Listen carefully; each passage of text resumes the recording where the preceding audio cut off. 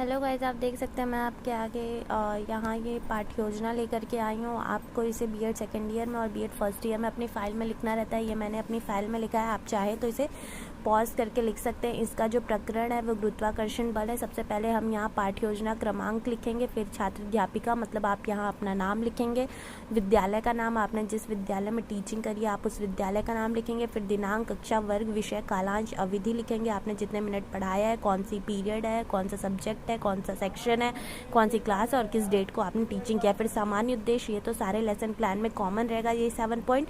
फिर विशिष्ट उद्देश्य में बस अंतर ये रहेगा, ये जो आपका टॉपिक है ये जगह जगह लिखा जाएगा। फिर आप ये देख लीजिए, यहाँ पॉज करके लिख लीजिएगा।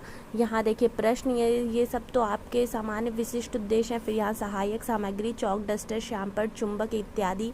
फिर पूर्व ज्ञान लिखेंगे, छात्रों को गुरुत्वाकर्षण के बारे में सामान्य जानकारी है। फिर प्रस्तावना कौशल में आपके 4 से 5 प्रश्न होते हैं, जिसमें आखिरी प्रश्न जो होता है वो समस्यात्मक प्रश्न बन जाए। आपको इस तरह से प्रश्न बनाना होगा।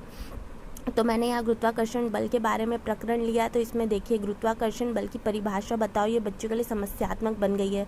यदि कार रास्ते में ख़राब हो जाए तो उसे हिलाने के लिए हम क्या करेंगे? बच्चे बोलेंगे धक्का देना पड़ेगा। किसी वस्तु को धक्का देने में क्या लगाना पड़ता है? बच्चे बोलेंगे हमें बल लगाना पड़ता है। फिर आप पूछेंगे बल के कुछ प्रकार के नाम बताओ, तो बच्चे बताएंगे दुर्लभ बल, गुरुत्वाकर्षण बल, चुंबकीय बल। तो गुरुत्वाकर्षण बल से आप पूछेंगे गुरुत्वाकर्षण बल की परिभाषा बताओ, तो बच्चे यहाँ मौन हो जाएंगे, समस्यात्मक हो जाएंगे। फिर आप उद्देश्य कथन देंगे, बच्चों आज हम सभी लोग गुरुत्वाकर्षण बल के बारे में विस्तृत अध्ययन करेंगे।